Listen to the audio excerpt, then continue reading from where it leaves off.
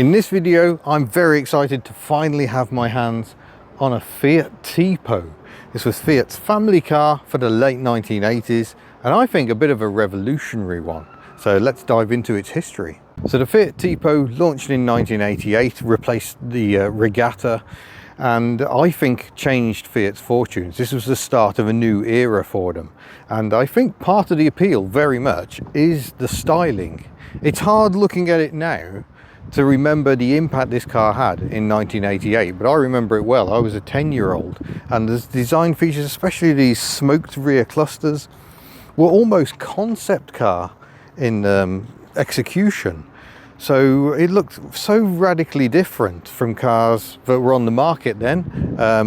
When this was launched, the Vauxhall Astra Mark II had been going for 4 years, radical when it came out, not so much by 1988. The Austin Maestro still on the market, looking as frumpy as ever. I love Maestros, don't hate me.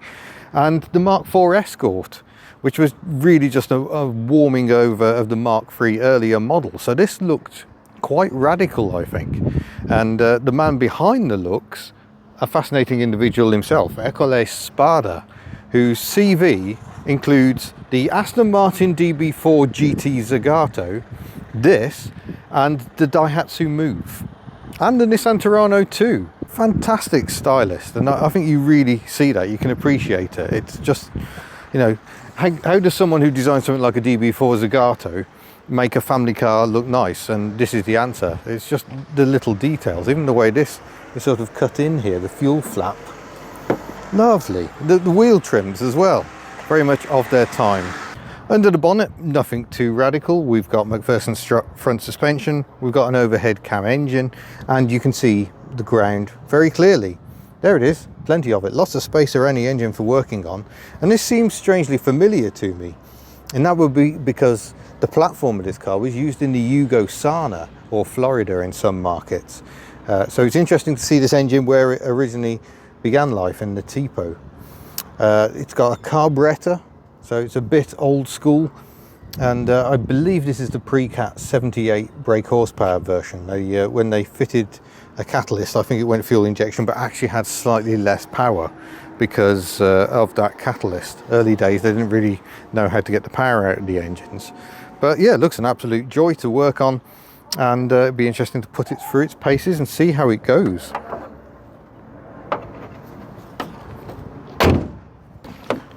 Moving inside, the doors open to a very impressive degree, a full 90 degrees, and the driving position, very, very comfortable.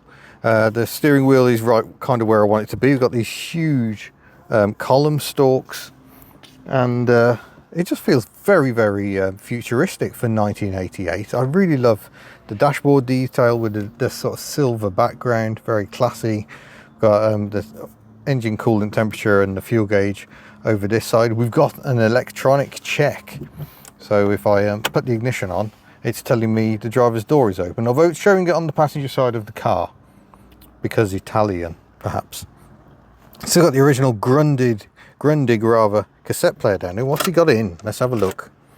Now that's what I call music number 7 from 1986. Perfect. And yeah, heater controls there, manual choke. We won't have to use that today, she's already fully warmed up. Little storage tray down here, a bit more over there, and we've got the history file, new vehicle document folder, beautiful. Still with all the original manuals, and I believe the original bill of sale as well, so that's lovely to see. In terms of specification, this 1.4S, I'd assumed S was a base model, but no, we've got electric mirrors, we've got electric windows, we've got power steering, and the good old rotating control for your sunroof, which goes up and down. So quite comprehensive, really. We'll have a look at the glove box, and it's a good size. Look, plenty of room in there for your drinking straws. Oh, and that is the bill of sale in there, I think. Beautiful. And the original brochure. Someone's a bit like me and has a habit of buying brochures for the cars they own. We've got somewhere to rest the clutch foot, which is nice. Look, no sandals today, but you do get a knees alert. And the gear lever, slightly skew-whiff as it is. It's strangely rotund, I think, for what is a very square-rigged car, but sits really nicely in the hand. It got electric mirror control down here, next to more cassettes, including some very early Whitney Houston. 1994 winner of 3 Grammy Awards. But yeah, it feels really nice, and actually I think much better quality than you probably expect. Like I say, this was a bit of a turnaround for Fiat that started with cars like the Tipo and went on into the Bravo Brava, which are really nicely built cars. But one of the most surprising aspects of this car is in the back. So moving to the rear, again the doors open beautiful and wide, but if you jump in, look at that. This is an Escort class car, and the rear legroom is immense. Effectively this car was rivaling cars such as the Citroen BX, but I'm pretty sure in a BX I would not have that level of knee room. I've got enough headroom as well. In fact, the sunroof comes back to there, and then there's just this raised panel, so I've got even more space. And the rear head restraints were a little early for that sort of thing in your average family car, but it's a really comfortable seat actually. I feel really well supported, very comfortable here. We've got manual keep fit windows. See how far down they go? Oh, pretty much all the way. Not bad at all. Now, a family car needs a decent boot, and happily Fiat did provide.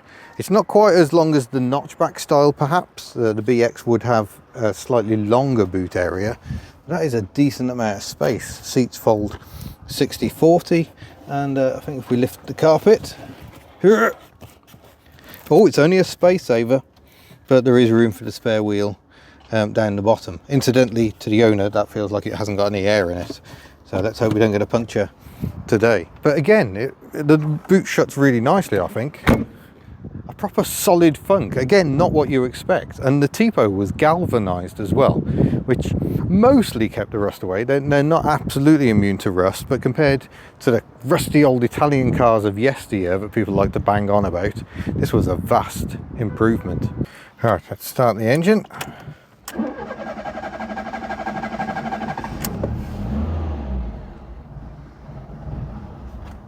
Eventually fires up. She's a little lumpy. It sounds like the idle's a touch too low. Let's give her a bit of choke. Too much choke. Apparently you give it all the choke or no choke. Interesting. I will say this isn't untypical of a lot of carburettors of this era. Even Volkswagens, Fords, Citroens especially. The carburettors were meant to be cleverer than ever by the end of the 80s, and somehow weren't. They were kind of cheaper and worse than ever. Fuel injection came along, changed everything. But you know, we're running now, so I'll work out how to wash the windscreen. This column stalk over here is quite complex. See, we've got the controls for the front and rear wipers, but things twiddle around in various places. I think we've got variable intermittent as well. It's a nice feature, and weirdly, we've got the heated rear window on the end of the stalk. There you go, finally managed to get it to focus. The indicator stalk is a little more straightforward. We've got the lights and indicators as you'd expect. So let's get on to the important business, the windscreen wiper test. I think I'll pull the stalk towards. And fast frenetic wiper action indeed. Very standard Fiat for some reason. The Fiat Panda only had 1 speed and they made it super fast, and the Tipo follows suit. So yeah, that is slow, and there isn't a fast, so it's the same as the Panda. Interesting. Lift the stalk up for a mist function. Fortunately, we do get a triangle of doom right here. No dribble of disappointment today, but still a worrying development. We will give the rear wiper a go as well. Why not, while we're here? Oh, the wash is not working very well, unfortunately. But it's a good wiping performance, at least it would be if it was there. Apparently if you actually turn on the rear wiper, it kind of stops where it likes. And yeah, you got to try and convince it to go back. But nonetheless, it's not a big problem to anyone but me. Let's get underway. Clutch on this example, it's a little sticky in the first bit of its travel, but I'm slowly getting used to that. 55,000 miles on the clock, so this one is not really run in, you could argue. I try the suspension over these little speed bumps. Yeah, quite pleasant, I'm going to say. Yeah, compared to many of its rivals, this kind of feels cutting edge futuristic for 1988. I think the flip side was, I think these cars dated quite quickly. Having escaped the horrors of the supermarket car park, we can see what the Tipo is like actually out on the open road. If you could indicate people, it would be quite helpful at this point. I'm indicating with my lovely chunky indicator stalk here. But yeah, the lumpiness at idle could be related to the fact this car has actually been off the road for 18 months and passed an MOT on Saturday. So very recently returned to the road. And generally it must have seen some very light use to have only 55,000 miles on the clock. But this feels really nice. It feels quite sprightly for a 1.4. You kind of consider 1.4 bottom of the range, and in the UK the 1.4 was, although in some markets you could have a 1.1 extra misery there. I bet that was for the Greek market. The Greeks love a really miserable motor engine. But yeah, this feels like the perfect amount of engine for the car, and being a 1.4 it falls in the cheaper tax class, so it's cheaper to tax than a 1.6.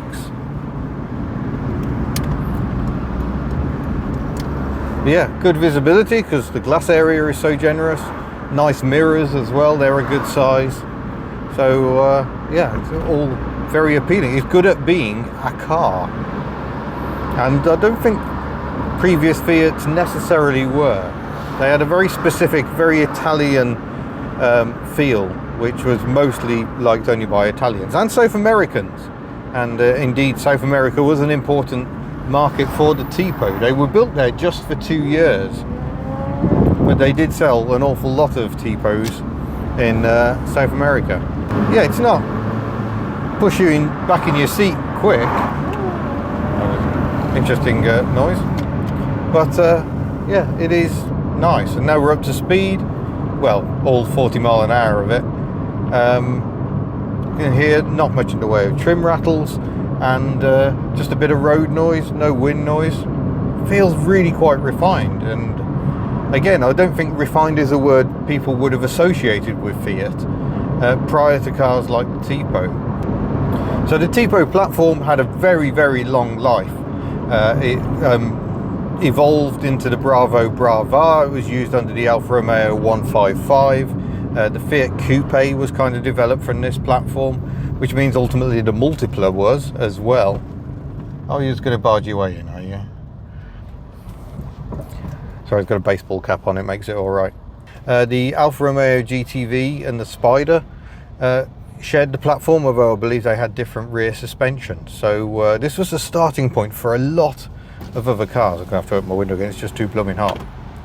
But the car most closely related was the Tempra, which looked a bit like a booted Tipo, but also spawned a very useful estate version. So again, spun off the platform, but tended to have slightly larger engines. But yeah, I've waited a long time to drive a Fiat Tipo, and typical me, it's not the 16 valvole, if I've got that right, the 16 valve, which had the engine out of the Lancia Delta, I think it was. Non-turbocharged, but 16 valves, went like stink. No, we're in the 1.4, but this feels like enough engine. And gear change really is quite nice. It's a little rubbery, but I like it. Now she's warming up, she's running a little happier, idling a little more cleanly. Maybe she just needs an Italian tune-up. I'm more than happy to provide one.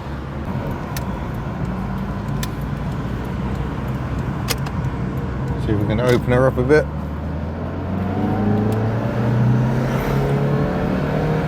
Oh yeah, ooh, I think she wants to go. Unfortunately the traffic is having other ideas, but yeah, for a 1.4 this goes so very well. But then it should do, because for that time cars were still very light. Family cars did not weigh very much at all. So many of them, even with simple 1.4 engines, could get a bit of a shift on.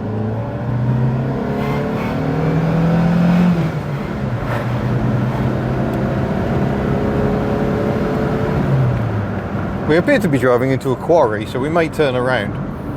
But nonetheless, a fun time to accelerate. Yeah, we've just driven into a quarry, I think. Woohoo! We've been here before. With a car. Oh yeah. I forgot that. I realised we're in the same spot. Turning circle, okay. nothing to write home about, but let's go again.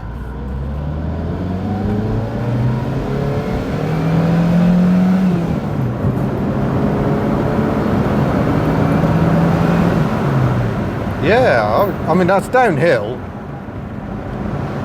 but progress is definitely swift enough, and allowing for vans randomly pulling out to you, Belingos no less.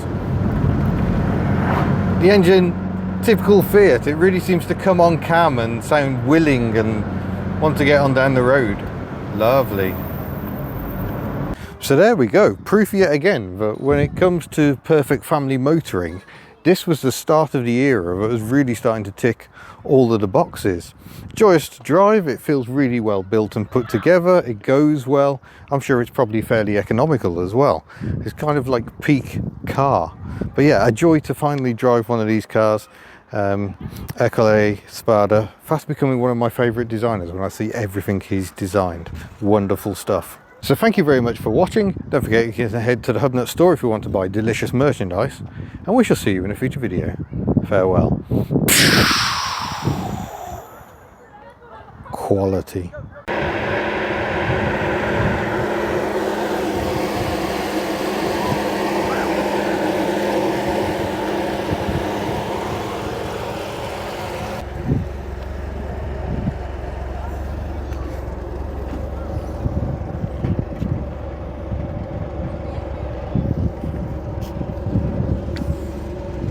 Having escaped the horrors of the supermarket car park, we can see how I've forgotten what it is. Amazing.